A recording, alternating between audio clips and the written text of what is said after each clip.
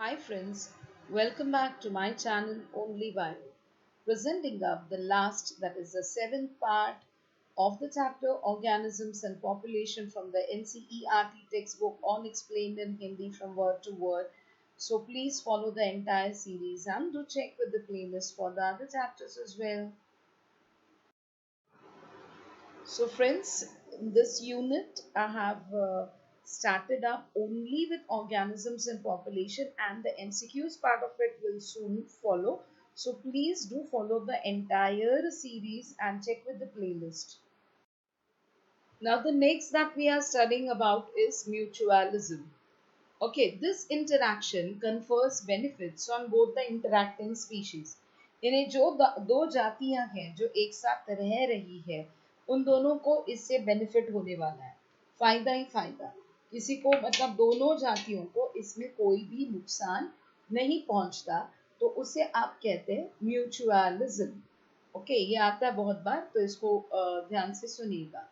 Lichens represent an intimate mutualistic relationship between a fungus and photosynthesizing algae or cyanobacteria. आपको शायद lichen सुन के पता हो, ये एक म्यूचुअलिस्टिक एसोसिएशन है। लाइकन से क्या, फंगस और algae के बीच का रिलेशनशिप है। अब फंगस और algae जब साथ में रहते तो उसे कहा जाता है लाइकन्स, बराबर है, राइट? तो ये जो फंगस और एल्गी के बीच में जो रिलेशन है ये म्यूचुअलिस्टिक होता है, क्योंकि ये एल्गी जो है दैट इज साइनोबैक्टीरिया आप कह सकते हो, या आप इसे ब्लू ग्रीन एल्गी बोल सकते हो, जो भी आप बोलो, मतलब तो इसका सेम ही है। तो ये जो एल्गी है ये उसे खाना पीना देगा, बराबर है। और फंगस जो होता है, fungus is good at absorption. So fungus क्या करेगा, फंगस उसको एब्सॉर्ब, पानी वीनी को एब्सॉर्ब करके, न्यूट्रिएंट्स को एब्सॉर्ब करके फंगस इस पर्टिकुलर एल्गी को प्रोवाइड करेगा, जिससे वो और भी अच्छी से खाना बना सके। ठीक है, सो इसमें आप क्या देखते हैं कि दोनों को फायदा होता है। सो दोनों को फायदा, किसी को भी नुकसान नहीं पहुंचता है, तो इसे हम कहेंगे mutualism. Similarly, the mycorrhizae are associations between fungi and the roots of higher plants. आपने ये शायद सुना भी होगा, फंगाई, ओके, जो फंगस है और हायर इन बड़े जो पेड़ है उनके जो रूट्स होते हैं, ओके, तो उनके बीच जो एसोसिएशन होता है उसे कहा जाता है माइकोराइजे। The fungi help the plant in the absorption of essential nutrients from the soil, while the plant in turn provides the fungi with energy yielding carbohydrates. Fungus क्या करता है, तो जमीन से, मिट्टी से जो भी न्यूट्रिएंट्स है, इसेंशियल जो भी न्यूट्रिएंट्स है, इसको एब्सॉर्ब करता है, बराबर। और प्लांट्स, ये जो बड़े पेड़ है, वो उसके बदले में उसे क्या देता है, तो जो एनर्जी भरे कार्बोहाइड्रेट्स है, रेडीमेड कार्बोहाइड्रेट्स, वो उस फंगस को मिल जाते हैं, क्योंकि फंगस इज हेट्रोट्रॉफिक, बराबर। The most spectacular and evolutionarily fascinating examples of mutualism are found in plant and animal relationships.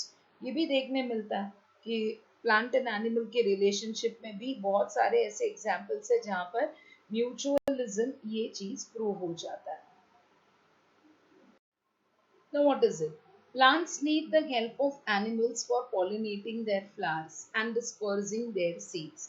Plants को क्या चाहिए, एनिमल्स चाहिए। म्यूचुअलिज्म कैसे होता है ये हम समझ रहे हैं। देखो, जो भी झाड़ पौधे हैं तो उनमें पॉलिनेशन की सख्त जरूरत होती है, राइट। उनके पोलन ग्रेन्स एक जगह से दूसरे जगह ले जाने के लिए उन्हें वेक्टर्स या एजेंसीज की जरूरत होती है। और उसी तरह से जो फलों में मौजूद जो सीड्स होते हैं, बीज होते हैं, इसे भी एक जगह से दूसरी जगह ले जाने के लिए एनिमल्स बहुत ही काम करते हैं। Animals obviously have to be paid fees for the services that plants expect from them. तो एनिमल्स को भी कोई फायदा होना चाहिए ना, तो उन्हें उनके फीस मिलने चाहिए, तब जाकर ये काम करेंगे, राइट।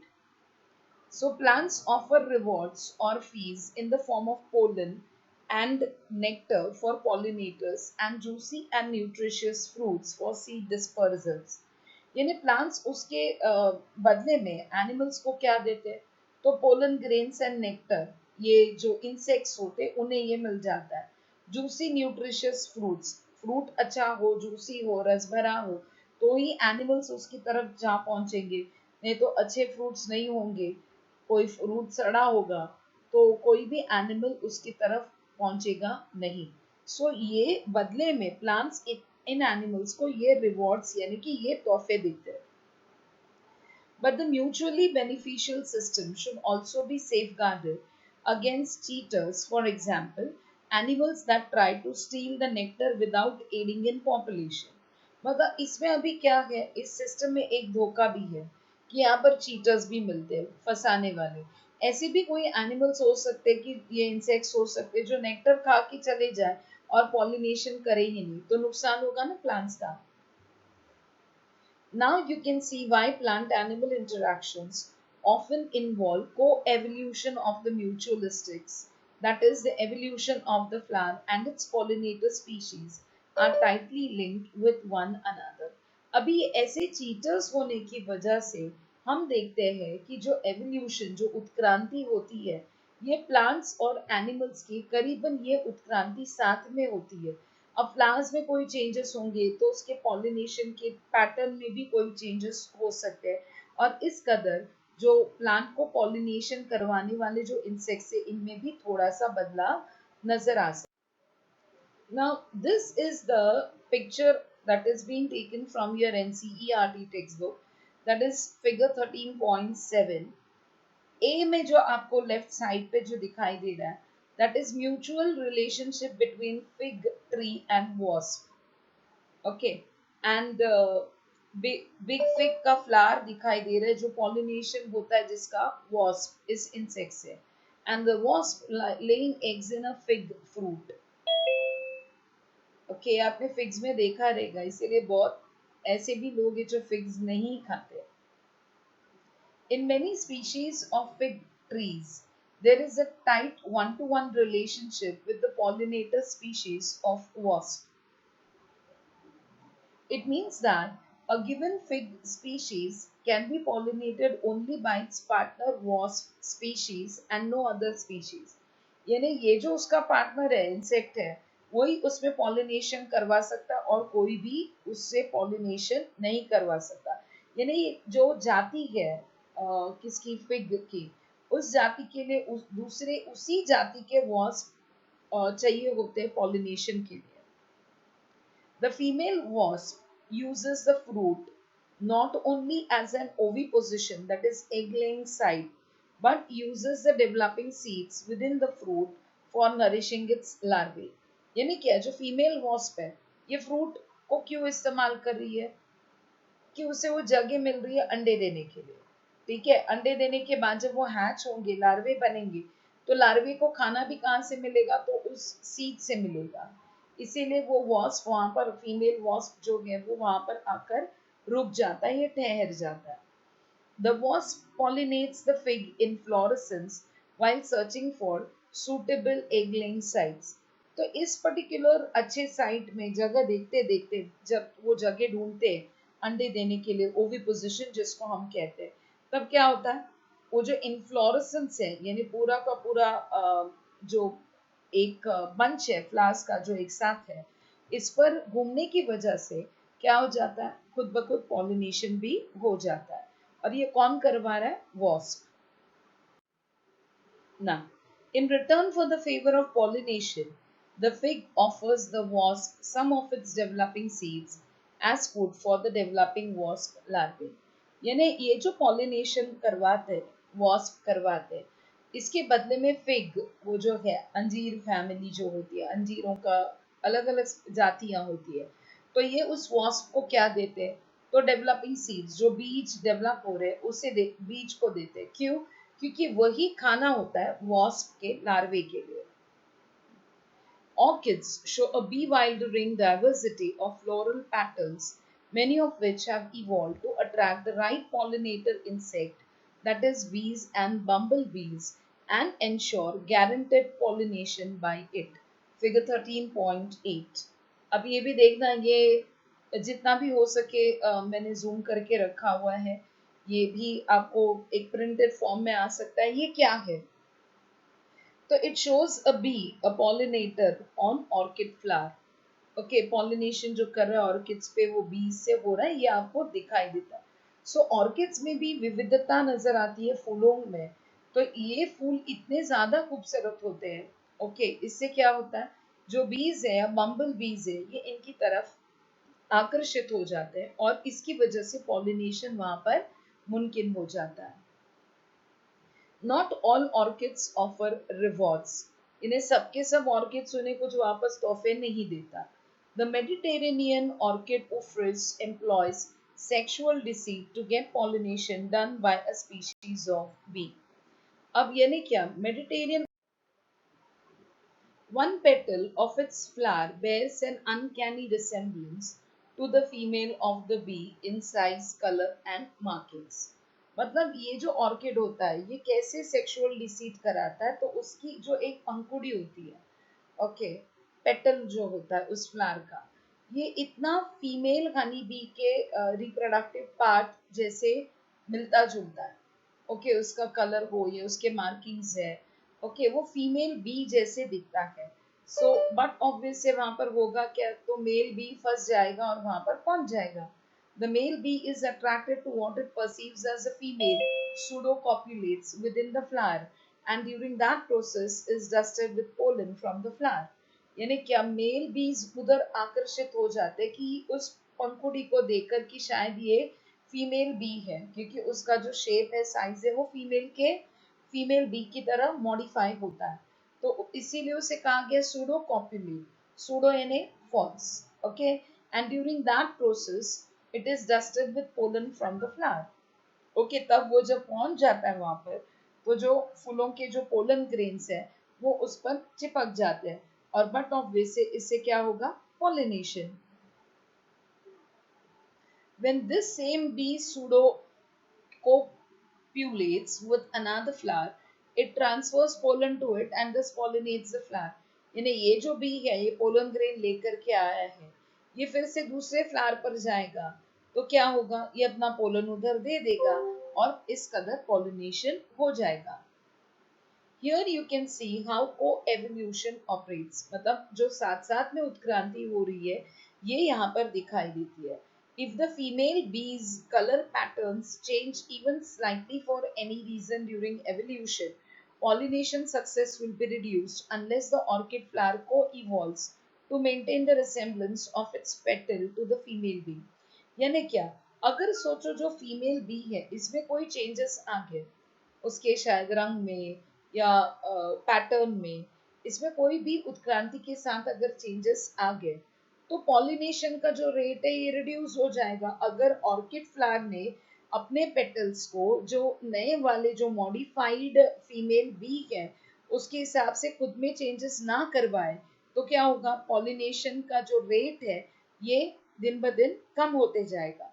सो ऐसा नहीं दिखता, इसका मतलब जैसे ही इस फीमेल बी में बदलाव आएंगे, उत्क्रांति होगी उनमें, तो साथ ही में हम ये देखेंगे कि ये जो ऑर्किड्स है इनमें भी बदलाव आएंगे, यानी ये एवोल्यूशन जो है ये साथ साथ चलेगा, इसीलिए से हम कहते हैं को evolution.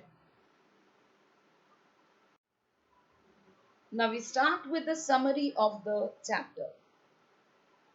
As a branch of biology, ecology is the study of the relationships of living organisms with the abiotic, that is physico-chemical factors, and biotic components, that is other species of their environment। Ecology, ecology ये जो शब्द है ना ये दो word से आया, ऑइकोस and logos. ऑइकोस यानी उनका नेचुरल हैबिटेट, लोगोस यानी स्टडी। किसी भी सजीव का उसके एनवायरनमेंट में उसके हैबिटेट में होते वक्त पढ़ाई करना इज इकोलॉजी। अब किसी भी सिस्टम में दो फैक्टर्स है, अबायोटिक यानी कि अजैविक, जिसमें फिजिकल फैक्टर्स भी आते हैं और केमिकल फैक्टर्स भी आते हैं, और दूसरे क्या होते हैं, जैविक। जैविक कंपोनेंट्स यानी क्या होगा, बाकी की जो जातियां है सजीवों की ये। सो जैसे हम ये पढ़ चुके हैं कि कोई भी जाति, कोई भी सजीव के कोई भी जाति जो है, चाहे वो प्लांट हो, एनिमल हो, वो कहीं पर भी अकेले नहीं जी सकते, बराबर है। वो हमेशा हम ये देखेंगे कि वो बाकी के प्लांट्स एनिमल्स के साथ ही जीते हैं और उसी तरह से उनका इंटरेक्शन या एक रिलेशनशिप बना रहता है, सिर्फ अबायोटिक सिस्टम के साथ नहीं बल्कि बायोटिक कंपोनेंट्स के साथ भी. It is concerned with four levels of biological organization: organisms, populations, communities and biomes. यानी इसमें चार लेवल्स आते हैं. पहला शुरू कहाँ से होगा, तो ऑर्गेनिज्म, जो भी अकेला ऑर्गेनिज्म है या सजीव है, चाहे वो प्लांट हो या एनिमल हो, तो वो क्या है, वो एक इंडिविजुअल है, ये एक ऑर्गेनिज्म है. जब ऑर्गेनिज्म साथ में आएंगे तब क्या बनेगा, पॉपुलेशन, संख्या बनेगी. पॉपुलेशंस, अलग अलग जातियों के जो ऑर्गेनिजम्स है इनको एक साथ कंसिडर किया गया तो क्या होगा, कम्युनिटी. और सब कम्युनिटीज को साथ में कंसिडर किया गया तो वो क्या होगा, biome. Temperature, light, water, and soil are the most important physical factors of the environment to which the organisms are adapted in various ways.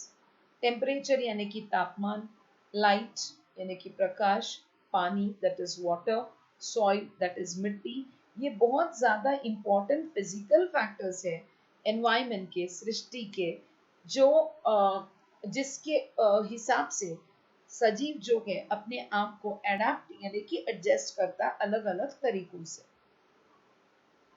Maintenance of a constant internal environment, that is homeostasis, by the organisms contributes to optimal performance, but only some organisms, that is regulators, are capable of homeostasis in the face of changing external environment. ये बहुत ही important point है कि homeostasis क्या है, जो हम लोग पढ़ चुके हैं. इंटरनल एनवायरनमेंट यानी कि आंतरिक जो वातावरण है किसी भी सजीव का, ये हमेशा कांस्टेंट रहने की एक कोशिश होती है ऑर्गेनिज्म की तरफ से, इसे हम कहते हैं होम्योस्टैसिस. इससे क्या होता है, तो उस सजीव का जो भी परफॉर्मेंस है, जो भी उसका रोल है इकोसिस्टम में, वो जितना भी एक्सपेक्टेड है उतना हो ही जाता है. पर कोई कोई ऑर्गेनिजम्स होते हैं जिन्हें हम कहते हैं रेगुलेटर्स. ये क्या है, they are capable of homeostasis, यानी ये होम्योस्टैसिस के काबिल है, यानी कि बाहर कितने भी चेंजेस क्यों ना हो, ये अपने आप का जो इंटरनल एनवायरनमेंट है ये रेगुलेट करते हैं, इसीलिए इन्हें कहा जाता है रेगुलेटर्स.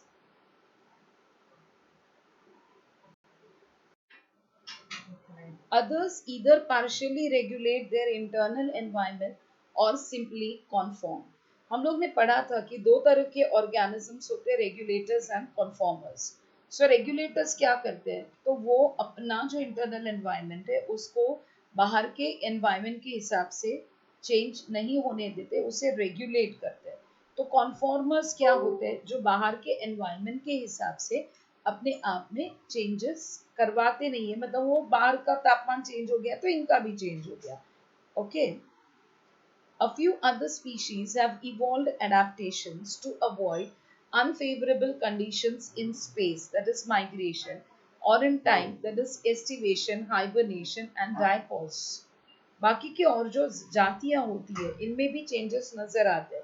काय के लिए, तो अनफेवरेबल कंडीशंस यानी जो बुरे कंडीशंस है, एनवायरमेंटल कंडीशंस है, तो वहां पर अगर जगह में जो वातावरण में कोई बुरा चेंज बदलाव हुआ हो तो वो माइग्रेट कर जाते हैं, या टाइम के साथ वो क्या करते हैं, they go to a long sleep. Right, ये हम पढ़ चुके हैं. Evolutionary changes through natural selection take place at the population level, and hence population ecology is an important area of ecology. यानी जो एवोल्यूशनरी चेंजेस है, जो उत्क्रांति में होने वाले जो चेंजेस है उसे हम कहेंगे एवोल्यूशनरी चेंजेस. बराबर, ये नेचुरल सिलेक्शन से होते हैं. और ये कौन से लेवल पे होते हैं, तो ये इंडिविजुअल ऑर्गेनिज्म के लेवल में ना होते हुए ये पॉपुलेशन के लेवल में होते हैं. और इसीलिए पॉपुलेशन इकोलॉजी ये एक इकोलॉजी का इम्पोर्टेंट या अहम हिस्सा है. A population is a group of individuals of a given species sharing or competing for similar resources in a defined geographical area. Population क्या है, एक ही जाति के इंडिविजुअल्स का एक ग्रुप है, एक संगठन है. ओके, जो क्या करते हैं, दे शेयर और कॉम्पीट फॉर सिमिलर रिसोर्सेज। इन्हें जो सिमिलर रिसोर्सेज है जिस पे वो डिपेंड करते हैं और एक ही जोग्राफिकल एरिया में ये रहते हैं, तो ऐसे जो संगठन होता है, छोटे छोटे ग्रुप्स होते हैं किसी भी एक जाति के ऑर्गेनिजम्स के, तो उन्हें हम कहते हैं population. Populations have attributes that individual organisms do not. Okay, what are those attributes यानी features of population? Birth rate, death rate, sex ratio and age distribution. ये सब अलग अलग attributes या features है population के. The proportion of different age groups of males and females in a population is often presented graphically as age pyramid. Its shape indicates whether a population is stationary, growing or declining. अब जब census होता है यानी जनगणना होती है, तब ये पूरे डिटेल्स लिए जाते हैं। तो घर में कितने लोग हैं, कितने मेल्स हैं, कितने फीमेल्स हैं, उनकी उम्र क्या है, ये सब पूछने के बाद उस पर्टिकुलर जो भी क्या बोल सकते एरिया है या भौगोलिक क्षेत्र है, उसके हिसाब से एज पिरामिड बनाया जाता है, ग्राफिकली रिप्रेजेंट किया जाता है, ये जानने के लिए कि उस एरिया का पॉपुलेशन क्या होगा आगे जाकर, क्या वो स्टेशनरी रहेगा या वो ग्रो होगा या वो कम होगा। Ecological effects of any factors on a population are generally reflected in its size, that is population density, which may be expressed in different ways like numbers, biomass, percent cover, etc. depending on the species. यानी जो भी ये ecological effects है या ecological factors है, इनका definitely population पर असर होता है। और ये असर कहाँ पर दिखाई दे सकता है? तो पॉपुलेशन डेंसिटी या तो कम होती है या तो बढ़ जाती है, या ये इनका नंबर चेंज हो जाता है आप कह सकते हो, या इनका बायोमास जो होता है वो बदलता है, या इनका जो परसेंट कवर है मतलब कितना एरिया ये कवर करते हैं, जातियों पे डिपेंडेंट है, उसके हिसाब से भी हमें इसका इफेक्ट हम पहचान सकते हैं। Populations grow through births and immigration and decline through deaths and emigration. Population कैसे बढ़ता है? तो births, जब कोई भी जन्म लेता है तो population बढ़ा। Immigration, जब बाहर की किसी एरिया से या हैबिटेट से कोई इस हैबिटेट में आ गया तो उसे हम कहते हैं इमिग्रेशन। पर यहाँ से कोई बाहर गया, एमिग्रेशन, या कोई एग्जिस्टिंग पॉपुलेशन में किसी की मौत हो गई तो डेथ से भी पॉपुलेशन कम हो सकता है। When resources are unlimited, the growth is usually exponential. But when resources become progressively limiting, the growth patterns turns logistic. ये बहुत इंपॉर्टेंट स्टेटमेंट है। जब जो भी सजीव जिस पर डिपेंड करते हैं अपने जीवित रहने के लिए, वो जो भी रिसोर्सेस है, ओके, ये रिसोर्सेस अगर अनगिनत है, बहुत ज्यादा है, कम खत्म न होने वाले में से है, तो क्या होगा? अगर ऐसा होगा तो उस एरिया में उस पॉपुलेशन का ग्रोथ एक्सपोनेंशियल होगा, यानी बहुत ज्यादा होगा। पर जब यही रिसोर्सेज कम पड़ने लगेंगे तो इसका जो ग्रोथ पैटर्न है वो चेंज होते हुए नजर आएगा। ये धीरे धीरे करके चेंज होगा। क्यों? क्योंकि अब जो रिसोर्सेस है जिस पे ये सजीव डिपेंड करते हैं ये कम होने लग गए। In either case, growth is ultimately limited by the carrying capacity of the environment. The intrinsic rate of natural increase, that is small r, is a measure of the inherent potential of a population to grow. यानी growth जो है, ये growth किसी भी मतलब जो भी growth है किसी भी हिस्से में, इसको लिमिट करने वाली कैपेसिटी या इसको लिमिट करने वाला फैक्टर क्या है? Carrying capacity of the environment. हम पढ़ चुके हैं कि carrying capacity is represented by K, और जो इंट्रिंसिक रेट होगा नेचुरल इंक्रीज का, जिसे हम डिनोट करते हैं by small R, it is a measure of the inherent potential of a population to grow. जो भी पॉपुलेशन की कैपेसिटी है ग्रो होने की, ओके, उसे हम स्मॉल आर से डिनोट करेंगे। In nature, populations of different species in a habitat do not live in isolation but interact in many ways. जैसे हम पहले भी कह चुके हैं कि किसी भी सृष्टि में किसी भी स्पीशीज आई मीन कोई भी एकाध जाति के ऑर्गेनिजम्स अकेले कभी नहीं रहेंगे आइसोलेट होकर, पर ये बाकी के जातियों के जो ऑर्गेनिजम्स है, चाहे वो प्लांट हो या एनिमल हो, इनके साथ इनका इंटरेक्शन तो होना ही है अलग अलग तरीकों से. Depending on the outcome, these interactions between two species are classified as competition, जहाँ पर both species suffer, predation and parasitism, where one benefits and the other suffers, then commensalism, wherein one benefits and the other is unaffected, then amensalism, wherein one is harmed but the other is unaffected, and mutualism, where both species benefit. सो जो भी outcome है उनके interactions में अगर हम देखते हैं दो जातियों के बीच में, तो उनमें कंपटीशन अगर होता है तो दोनों जातियां सफर होती है, दोनों पे कुछ ना कुछ असर होता है. प्रिडेशन और पैरासिटिज्म ये एक ऐसा इंटरेक्शन होता है जहां पर एक जाति को फायदा होता है और दूसरे को होता है नुकसान. कमेंसालिज्म में हम ये देखते हैं कि एक को फायदा होता है और दूसरा अनअफेक्टेड है, यानी कि ना फायदा ना नुकसान. अमेंसालिज्म में हम देखते हैं कि एक जाति को नुकसान होता है और दूसरे को न फायदा न नुकसान. और म्यूचुअलिज्म में हम देखते हैं कि दोनों जातियां जो साथ में रह रही है दोनों को होता है फायदा.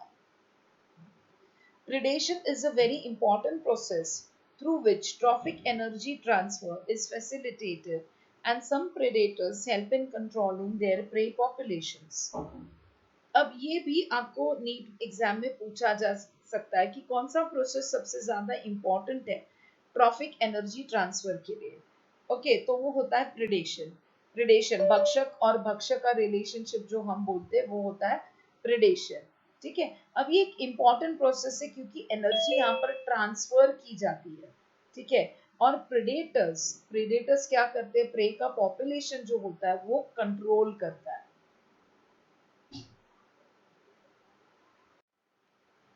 Plants have evolved diverse morphological and chemical defenses against herbivory.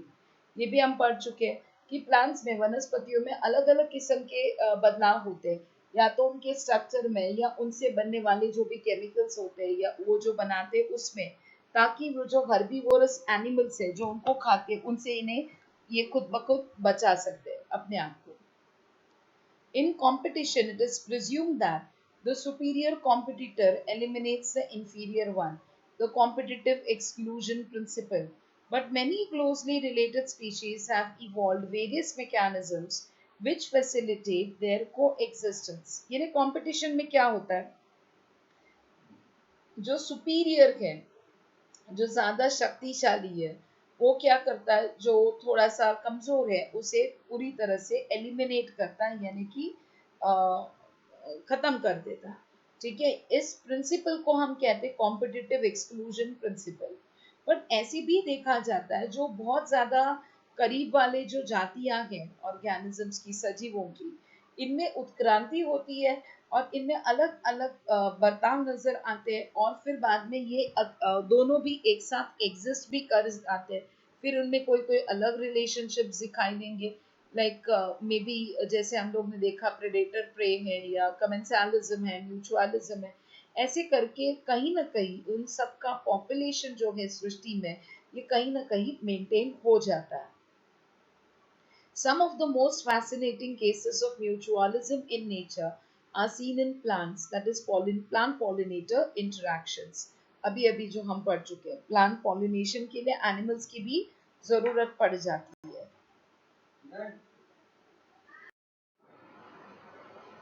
I'm sure the series will help you. Please follow it till the end.